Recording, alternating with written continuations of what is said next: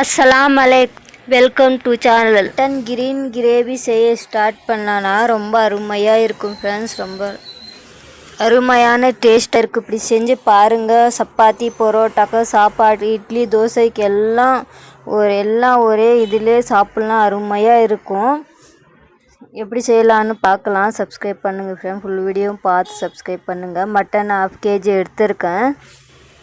கழுவி நல்லா எடுத்து வச்சுருக்கேன். அதுக்கு என்னென்ன வேணும் பார்த்துக்கலாம். மசாலா ஒரு மிக்ஸி ஜார் எடுத்து அதில் ஒரு பெரிய சைஸ் வெங்காயம் கட் பண்ணி வச்சுருக்கேன் ஃப்ரெண்ட்ஸ். அது போட்டுக்கலாம். கொத்தமல்லி இலை 1/2 கப் போட்டுக்கலாம். புதினா இலை 1/2 கப் போட்டுக்கலாம். அப்போ தான் கிரீனாக வரும். 2 பச்சை மிளகாய் போட்டுக்கிறேன். உங்களுக்கு எவ்வளோ தேவையோ அவ்வளோ பச்சை மிளகாய் போட்டுக்கோங்க. அவ்வளோதான் ஃப்ரெண்ட்ஸ். இப்போ கிரைண்ட் பண்ணிடலாம். தண்ணி ஊற்றி இப்போ ஸ்டவ் ஆன் பண்ணி குக்கர் வச்சு அதில் எண்ணெய் 2 டேபிள் ஸ்பூன் ஊற்றிக்கலாம். கஸ்தூரி மேத்தி கீரை, கொஞ்சமாக லவங்கம், பட்டை எல்லாம் ஆட் பண்ணி போட்டுக்கலாம். போட்டு வெங்காயம் 1 சின்ன சைஸை கட் பண்ணியிருக்கேன், அதுவும் போட்டுக்கலாம்.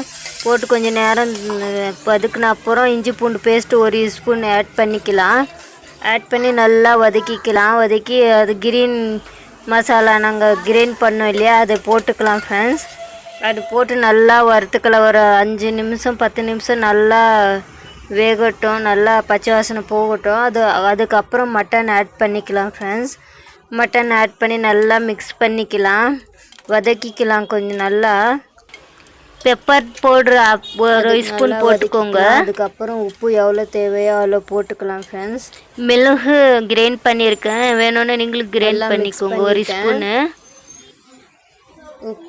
தனியா பவுடர் 1 ஸ்பூன் ஆட் பண்ணியிருக்கேன். ஆட் பண்ணி நல்லா மிக்ஸ் பண்ணிக்கலாம். நான் மிளகாய் தூள் ஆட் பண்ணலை.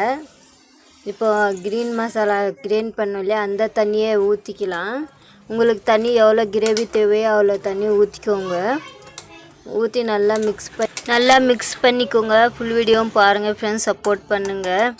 இப்போ லெமன் பாதி லெமன் போட்டுக்கலாம். தக்காளி போடுறது இல்லையா, பாதி லெமன் போட்டால் ரொம்ப நல்லது. சூடெல்லாம் இருக்காது. அதுக்காக லெமன் போட்டுக்கிறோம்.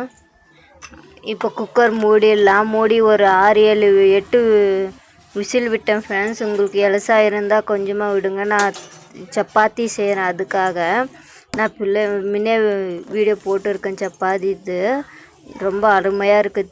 திரிலாக பாருங்கள். செஞ்சுட்டேன். ரெடி ஆகிடுச்சு ஃப்ரெண்ட்ஸ். சிக்கன் கிரேவி மசாலா அருமையாக இருந்துச்சு. ரொம்ப டேஸ்டியாக இருக்குது. நீங்களும் இப்படி செஞ்சு சாப்பிட்டு பாருங்கள். ஃபுல் வீடியோவும் பாருங்கள் ஃப்ரெண்ட்ஸ். சப்போர்ட் பண்ணுங்கள். நல்லா மிக்ஸ் பண்ணிக்கோங்க. உங்களுக்கு எவ்வளோ கிரேவி தேவையோ அவ்வளோ தண்ணி ஊற்றிக்கோங்க போதும். அவ்வளோதான். ஸ்டவ் ஆஃப் பண்ணி இறக்கி வச்சிடலாம். ஒரு பாத்திரத்தில் சேவ் பண்ணிக்கலாம் பிளேட்டில். கிரீன் கிரேவி ரெடி ஆயிடுச்சு. மட்டன் கிரீன் கிரேவி அருமையாக இருக்குது. நீங்களும் இப்படி செஞ்சு சாப்பிட்டு பாருங்கள். சப்ஸ்கிரைப் பண்ணுங்கள், லைக் பண்ணுங்கள், ஷேர் பண்ணுங்கள், பெல் பட்டன் கிளிக் பண்ணுங்கள். ஃபுல் வீடியோவும் பாருங்கள். சப்போர்ட் பண்ணுங்கள் ஃப்ரெண்ட்ஸ்.